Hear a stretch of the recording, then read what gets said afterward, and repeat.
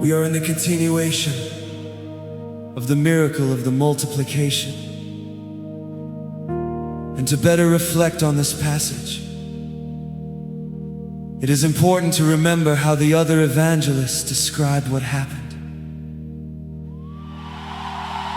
After the multiplication, before dismissing the whole crowd, Jesus instructed the disciples to go to Capernaum, on the other side of the Sea of Galilee.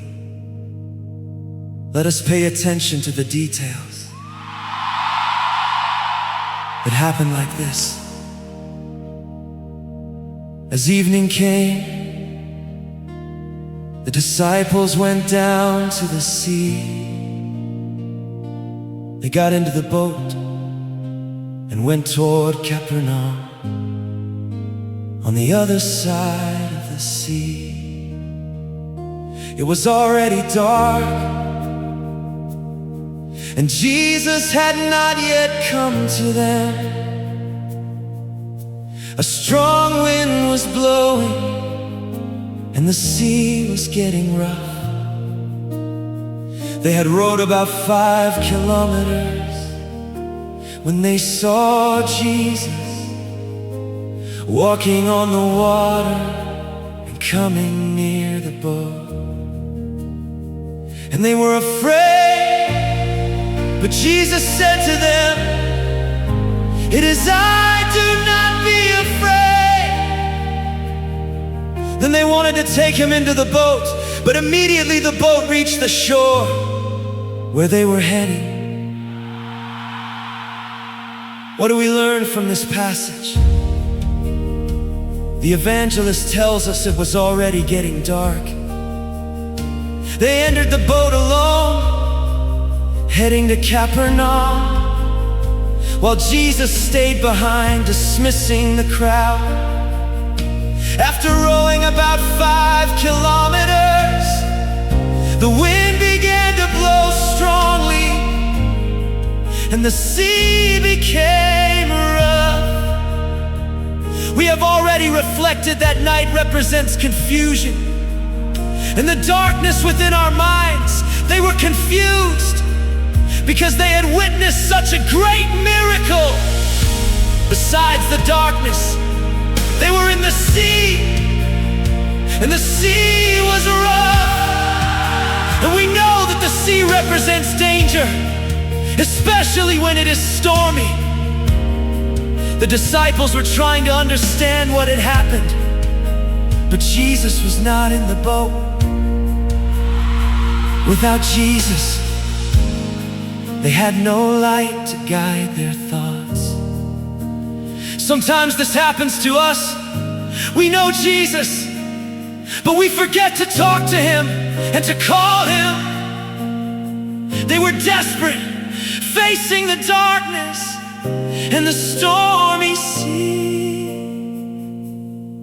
But then Jesus came walking on the troubled waters. At that moment, their fear increased even more. But Jesus reassured them, "It is I, do not be afraid."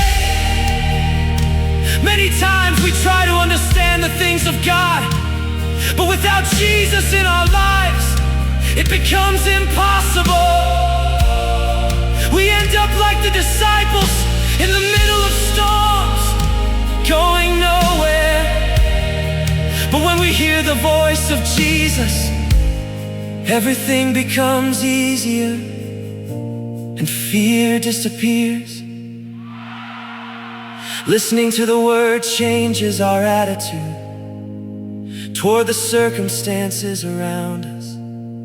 We are not responsible for the circumstances, but we are responsible for our attitudes. When the disciples were sure that it was Jesus, they immediately wanted to go to him and bring him into the boat. But when they realized they were already on solid ground, exactly at their destination. It is important to have Jesus in the boat of our lives. Many times we face problems and try to run away from them, but the best thing to do is to bring Jesus into the boat of our life. When we seek Jesus first, we find wisdom and strength to keep going. When we bring Jesus with us, we feel safe, even when storms arise.